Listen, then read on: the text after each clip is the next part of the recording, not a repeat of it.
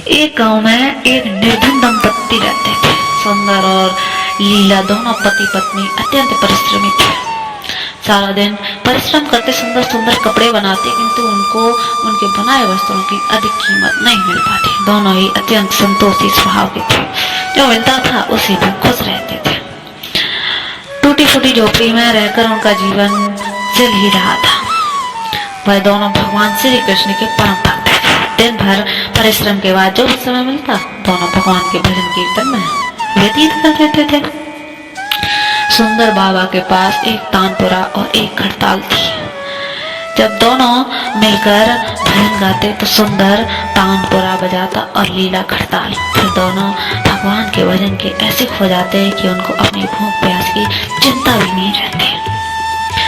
वे यूं तो दोनों संतोषी स्वभाव के थे। अपनी दीनहीन अवस्था के लिए उन्होंने कभी भगवान के कोई भी उल्हाना नहीं दिया और अपनी इस जीवन में प्रसन्न थे। किंतु एक दुख उनका सदा कचोटता रहता था। उनकी कोई संतान नहीं थी। इसको लेकर वह सदा चिंतित रहा करते थे, किंतु रहते थे फिर भी सदा भगवान में मग्न। इसको भी उन्होंने भगवान की लीला समझकर स्वीकार कर लिया था। निष्काम रूप से श्री कृष्ण के प्रेम भक्ति में डूबे रहते थे। जब उनकी आयु अधिक होने लगी तो एक दिन लीला ने सुंदर से कहा कि हमारी कोई संतान नहीं है। कहते हैं कि संतान के बिना मुक्ति प्राप्त नहीं होती। अब हमारी आयु भी अधिक हो चली है, न जाने कब बुलावा आ जाए। मरने के बाद कौन हमारी चिता को अग्नि लगाएगा और कौन हमारे लिए तर्पण आदि का कार्य करेगा। कैसे हमारी मुक्ति होगी। सुंदर बोला, तू क्यों चिंता करते है, ठाकुर जी ने ना वही सब देखेंगे। सुंदर ने यह बात कह तो दी, किंतु वह भी चिंता में डूब गया। तभी उसके मन में एक विचार आया। वह नगर में गया और श्री कृष्ण के बाल गोपाल रूप की एक प्रतिमा ले आया। घर आकर बोला, अब तुझे चिंता करने की कोई आवश्यकता नहीं। मैं बाल गोपाल लेकर आया। हमारे कोई संतान नहीं तो वह भी इन्हीं की तो लीला है। हम इनको ही अपने पुत्र के समान प्रेम करेंगे। यही हमारे पुत्र का दायित्व पूर्ण करेंगे, यही हमारी मुक्ति करेंगे। सुंदर की बात सुनकर लीला अत्यंत प्रसन्न हुई। उनके बाल गोपाल को लेकर अपने हृदय से लगा लिया और बोली, आप बिल्कुल ठीक कह रहे हो। आज से यही हमारा लल्ला है। दोनों पति पत्नी ने घर में एक कोना साफ करके वहां के स्थान बनाया और एक चौकी लगाकर उस पर बाल गोपाल को पराजित कर दिया। तब से झूला दंपत्ति का नियम हो गया था। वह प्रतिदिन बाल गोपाल को स्नान कराते, धुले हुए वस्त्र पहनाते, अपनी संतान की तरह उनको लाल लड़ाते, उन्हीं के सामने बैठकर भजन कीर्तन करते और वहीं सो जाते। झूला अपने हाथ के बाल गोपाल के लिए सुंदर वस्त्र बनाता और उनको पहनाता। इसमें सबको बड़ा आनंद आता। धीरे धीरे दोनों बाल गोपाल को अपनी संतान के समान प्रेम करने लगे। लीला का नियम था कि वह प्रति दिन अपने हाथ से अपने लल्ला को भोजन कराती, तब स्वयं भोजन करती थी। लल्ला को भोजन कराते वक्त उसको ऐसा ही प्रतीत होता था कि मानो पुत्र को ही भोजन करा रही है।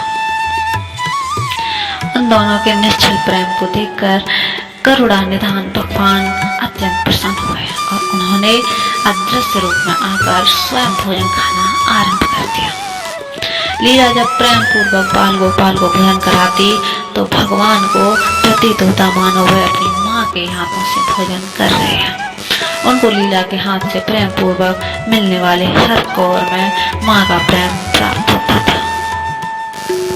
लीलाधारी भगवान श्री कृष्ण स्वयं माँ के उस प्रेम लीला के वशीभूत हो गए, किंतु लीला कभी नहीं जान पाई कि स्वयं बाल गोपाल उनके हाथ से भोजन करते हैं। एक दिन कार्य बहुत अधिक होने के कारण लीला बाल गोपाल के भोजन कराना भूल गई।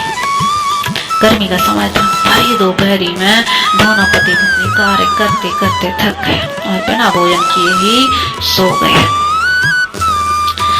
उनको सोए हुए कुछ ही देर हुई थी कि उनको एक आवाज सुनाई दी, माँ बाबा मुझको ढूंढ लगी। दोनों हड़बड़ा कर उठ गए। चारों ओर देखा, आवाज कहाँ से आई, किंतु कुछ दिखाई नहीं दिया। तभी लीला को स्मरण हुआ कि उनने अपने लल्ला को भोजन ही नहीं कराया। वह दौड़कर लल्ला के पास जा पहुंची तो देखा कि बाल गोपाल का मुख कुमलाया हुआ है। इतना देखने के बाद दोनों पति पत्नी उनके चरणों में गिर पड़े। दोनों की आंखों में आंसुओं की धार बहने लगी। लीला तुरंत भोजन लेकर आई और न जाने कैसे प्रेम उमड़ा कि लल्ला को उठकर अपनी गोद में बिठा लिया और भोजन कराने लगी। दोनों पति पत्नी रोते जाते और लल्ला को भोजन कराते जाते हैं। साथ ही बार बार उनसे अपने अपराध के लिए क्षमा मांगते जाते हैं। ऐसा प्रेम देखकर भगवान अत्यंत द्रवित हुए और अंतर्यामी भगवान श्री हरि साक्षात रूप में प्रकट हो गए।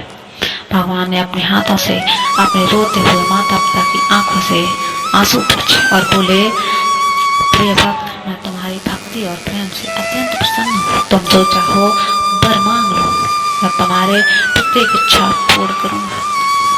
इतना सुनते ही दोनों भगवान के चरणों में गिर पड़े और बोले, दया निधान, आप हमसे प्रसन्न हैं और स्वयं हमारे सम्मुख उपस्थित हैं। हमारा जीवन धन्य हो गया। इससे अधिक और क्या चाहिए? इससे अधिक किसी भी वस्तु का भला क्या महत्व हो सकता है? आपकी कृपा हम पर बनी रहे, इतनी कृपा करे रहो। श्री हरि बोले, यदि तुम चाहो तो जीवन में संतान के अभाव को समाप्त करके तुम्हें एक सुंदर संतान प्रदान करूंगा। यह सुनते ही सुंदर और लीला एकदम व्याकुल होकर बोले, नहीं भगवान, हमको संतान नहीं चाहिए। उनका उत्तर सुनकर भगवान ने पूछा, किंतु क्यों? अपने जीवन में संतान की कमी को पूर्ण करने के लिए ही तो तुमको अपने घर लेकर आए थे।